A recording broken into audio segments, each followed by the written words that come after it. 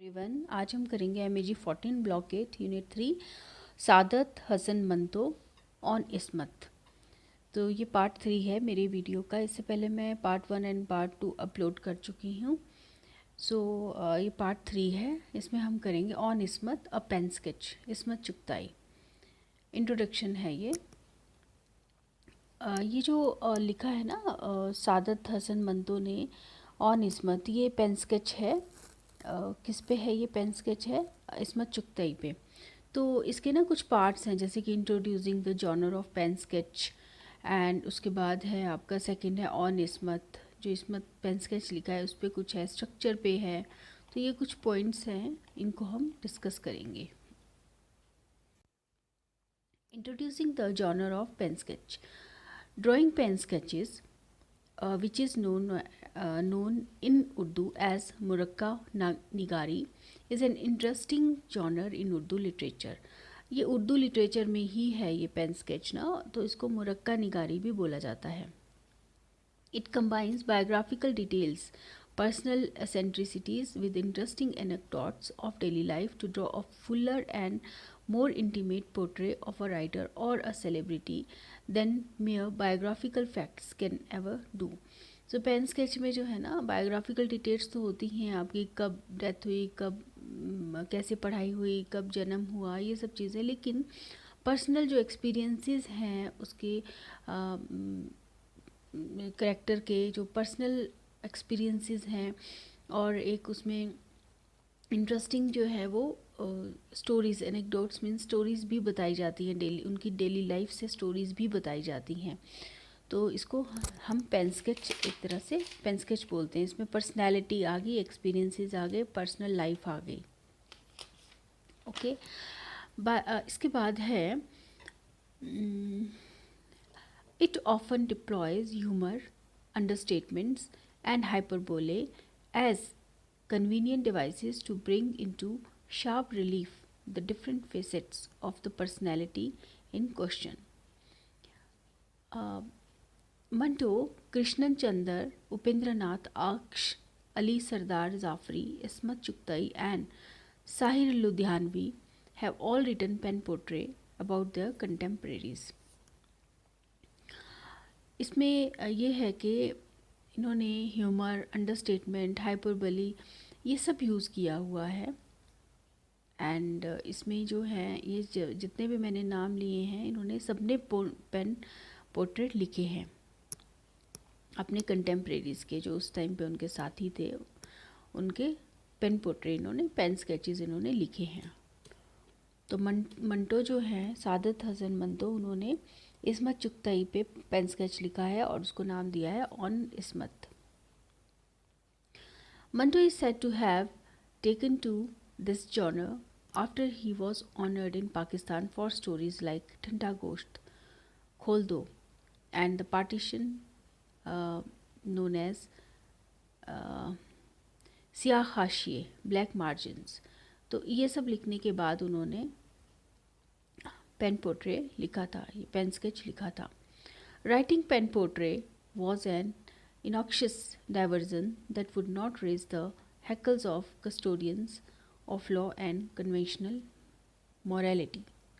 Published in 2 volumes, Ganje Farishte and Loudspeaker, Manto's pen portrait evidence his interest in his contemporaries, the diversity of his acquaintances, and his unmistakable eye for detail, and his unquenchable thirst for all kinds of experiences.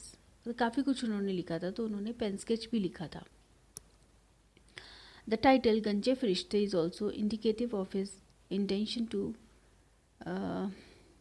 demythologize and deconstruct the personalities and expose the feet of clay। Some of these sketches were of Manto's friends and acquaintances from the Indian film industry।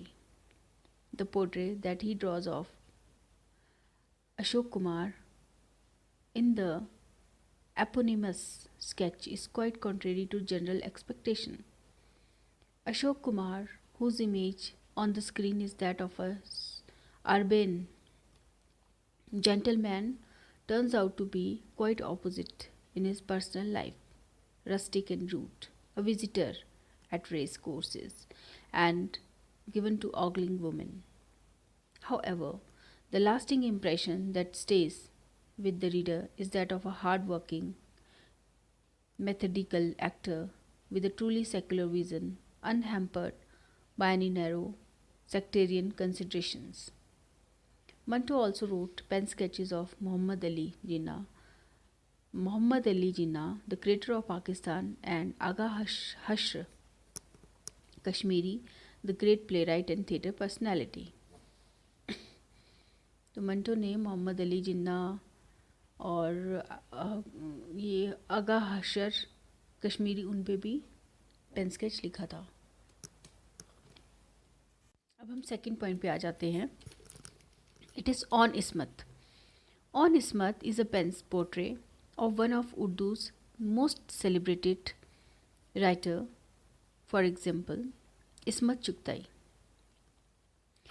You have already been introduced to Ismat Chugtai and her work in the unit on the Tiny Granny. Tiny's Granny जो है ना वो Ismat Chugtai ने लिखी थी. Manto and Chugtai had a lot in common. Both excelled in the genre of short story. Both were associated with the film industry. Both were rebels at heart and delighted in shocking people. Both were progressive, who had serious conflicts with the more flexible and orthodox members of the progressive writers' movement, and both were accused of obscenity and taken to court. It is because of this similarity that many people expected them to be married to each other. It is interesting to see how these two mercurial, volatile, and fearless writers, who managed to live their lives on their own terms without compromising their integrity, forged a relationship based on total candor and mutual respect. Polite disagreement was the very stuff to their relationship. And both being wits of the first order, their verbal exchanges had all the ingredients of fireworks. However, one thing was certain: nothing could threaten their mutual trust or the solidarity of their friendship. In fact, when Manto left for Pakistan at the time of partition, Chugtai felt it was no less than a betrayal of his part of their friendship and of the principles and values they lived by. She records this sense of betrayal and hurt in the pen sketch of Manto, Mera Dost Mera Dushman, that she wrote several years after Manto wrote hers. However, the most memorable pen sketch written by Chugtai is that of her elder brother, Azim Beg Chugtai, to whom a reference has already been made. The title of the pen sketch is Dozoki, Hellbound, and some consider it to be the best pen sketch ever written in Urdu. Okay, now we are talking about the structure. Manto organizes disparate materials like biographical and historical facts, imaginary dialogues, narration of actual events, literary criticism, etc., into one whole in such a way that the widely different elements of the sketch hang together without any impression of any element sticking out from the rest. Similarly, he introduces many real life persons in the sketch, and the discussions about them could have pulled the sketches in different directions. But despite these digressions, the overarching presence of Ismat Chugtai and to some extent the personality of writer Manto ensure a certain unity of impression, so that at the end of the sketch the reader realizes that whatever has been said there, even the apparent digressions, have a certain bearing in exploring some aspects of Chugtai both as a woman and as a writer. Now we are talking about the context. Usually, Manto's fictional writings are devoid of too many realistic details. Ismat Chuktai, however, is located uh, spatially and chronologically in a recognizable and historically verifiable context. The initial setting is the Adelphi Chamber, Clare Road in Mumbai, and the time frame that of the Quiet India movement of 1942. It also traces the beginning of Ismat Chughtai's literary career that came to general notice only after her short story Lihaf was published in the journal Adab-e Latif, Adab-e Latif, and then takes the reader on a roller coaster ride through the early phase of her career and her reception in Urdu literary circles. Manto also brings in Chughai's contemporaries like Krishnan Chandar, Ahmad Nadeem Qasimi, and Dr. Rashid Jahan, and presents the reader with a slice of the literary life of the time. Krishan Chandar records the typical reactions of male writer at the emergence of this powerful woman writer. These reactions were characterized by both a tendency to dismissal and a feeling of insecurity. Her own brother, Azim Beg Chugtai, a humorous and satirical writer, has also been introduced, and the extraordinary and controversial pen portrait that she wrote to him of him after his death point to the rebellious and unconventional streak in Chughtai's personality, even if she is dealing with a somber and solemn subject like the prolonged illness and death of his own brother. Now we are talking about the uh, social document. Social document. The pen sketch may also be considered a valuable social document as it contains vignettes of the contemporary society, its conventions and values. One issue that created a furore in Urdu literature in the 40s and 50s of the 20th century is the alleged obscenity in the works of Ismat Chugtai and Manto. This led to banning of their works and court cases against them. Ismat Chugtai touches on this issue and describes how both of them had to travel to Lahore to defend themselves and the people and the public reaction to the court cases. It also contains vivid snapshots of the contemporary film world in Mumbai and records the camaraderie that existed among directors, the actors, and writers. Okay, now in those days, Nazim Bano was working in our film Chal Chal Re Naujawan. Her bungalow was nearby on Gohar Bandar Road. Everyone liked Ismat's suggestion, and so in a few minutes we were okay. इसमें ना हम पहले पढ़ेंगे कि the following extract offers just such a snapshot.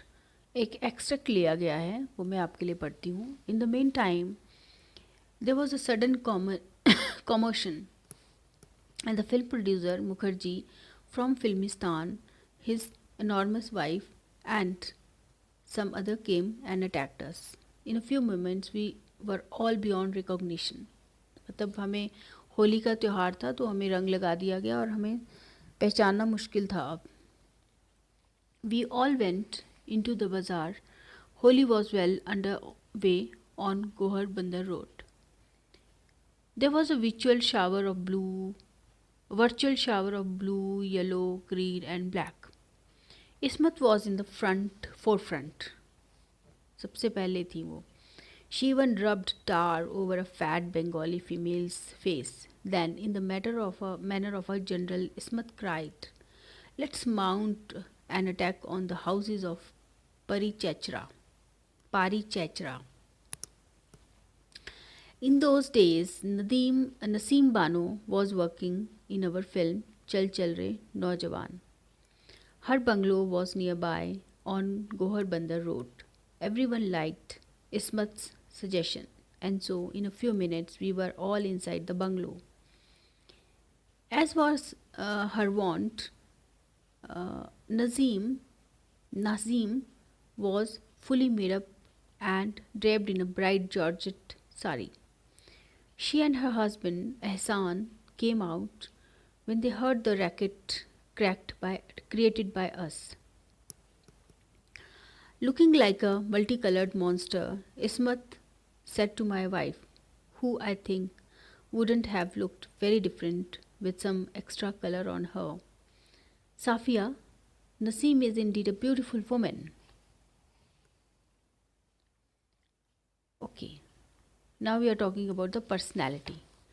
Manto has been able to present Ismat Chuktai vividly before us with all the dominant traits of her personality. The foremost among these traits are her refractory attitude and her stubbornness that have been dramatized by Manto through the imaginary dialogue that comes in the beginning of the pen sketch. Manto was no less stubborn, वो भी मतलब काफ़ी ज़िद्दी थे. Their competitive stubbornness is evident in the incident relating to their debate about the meaning of Daraz Dasti. Both of them also had the courage to display absolutely honesty in matters of portraying sex and stood firm in the face of stiff opposition, even from the members of the progressive writers movement, of which both of them were members. अड़ जाते थे मतलब अपनी बात पे जो बोलते थे वो बोल देते थे. Manto is honest enough to bring out the contradictions in Ismat Chuktai's character, and in doing so, he points to such contradictions in his own character as well.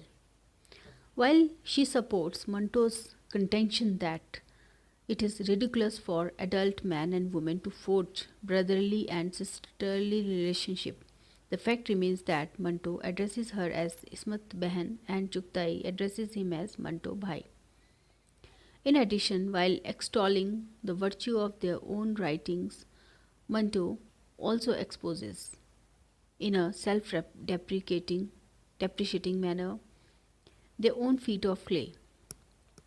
Temperamentally, both of them were against any kind of pretentiousness and pomposity. मतलब उनको दिखावा बिल्कुल भी पसंद नहीं था. Now friends, we are talking about issues and themes. Just wait.